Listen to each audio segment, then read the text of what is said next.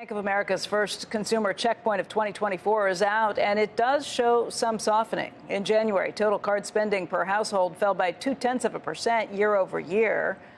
For more on this, we want to bring in Liz Everett Krisberg. She's the head of the Bank of America Institute. And Liz, we're talking about a decline not just monthly, seasonally adjusted, but year over year. What do you think's happening? Well, I mean, it's really a weather story. Even though it's down and it's softer this month, if you think about January, we had extreme cold in the Midwest and the South.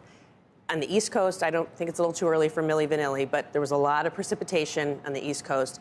And if you look at the one sector or one region of the country that had normal weather in January, the West, that was actually up 1.7%. So we think that it's really largely a weather not story. Not just an excuse, but really.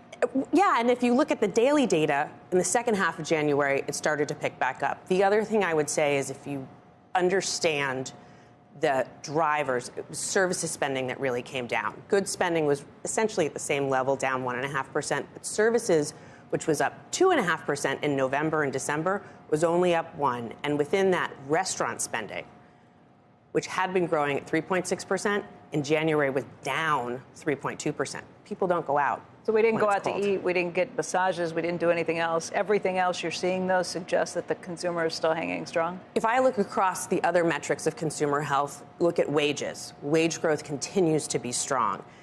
And we measure that by looking at money coming into consumers' checking and savings accounts. If you look at the levels of checking and savings accounts, those are also very stable. They've been up about 40% relative to pre-pandemic levels since kind of the middle of last year. So that's stable. And away from just the checking and savings, we also are in the retirement business. And so if we look at, in 2023, retirement accounts, 401ks, are up 15%.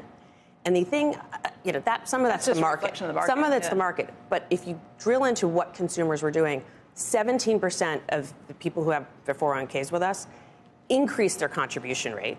So that's a sign of consumers taking an active role, prioritizing savings. The other thing we saw is a decline in the number of people taking loans against their 401k, and hardship loans are also down.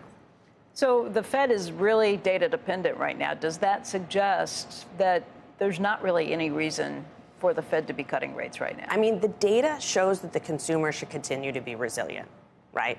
But the conundrum is, and you ask me about this all the time, Yep. The conundrum is, if the data is good, why is confidence not great? Yep. Right?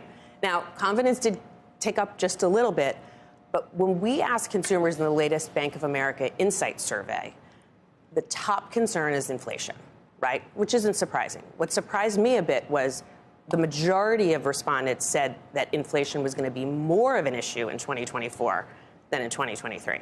So that surprised me a bit because inflation is coming down, right?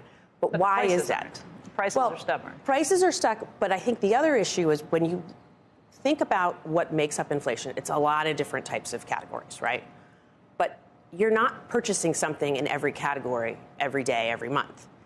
What are the three categories that consumers are purchasing the most? Our transaction data says it's restaurants and bars, it's groceries, and it's gas. And if you look at those three categories continue to be significantly higher. So inflation, the pace may have come down, but the prices in those three categories are 25% higher than they were before the pandemic. So there's a sticker shock component to the consumer that I think is impacting their psyche. But if consumers are still spending, I mean, Jan Kniffen makes this point again and again, they're 70% of the economy as long as they have jobs, as long as they are seeing increased wages, as long as they feel good about the health of their jobs. Yeah. It's really hard to see a recession. Well, I mean, I would agree. The one thing I would say that we're looking at in the data, and the labor market is strong and wage growth is continuing, particularly for the lower and the middle income consumer, right?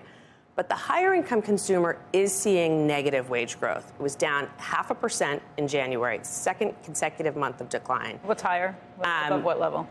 What's higher? Yeah, what's higher income? What qualifies? Well, this is looking at wage growth, so it's not looking at hiring. It's looking at the actual money coming into accounts. No, but what qualifies you as a higher income individual? What? Over $150,000 annual income. So it's not the highest end, but it's still $150,000 or more of annual income. But when you were talking earlier with Roger Ferguson and hiring in the labor market, and talking about job cuts, that's really impacting the higher end of the market. But the lower income consumer, the lower income household, they are continuing to see wage growth up 2.5%.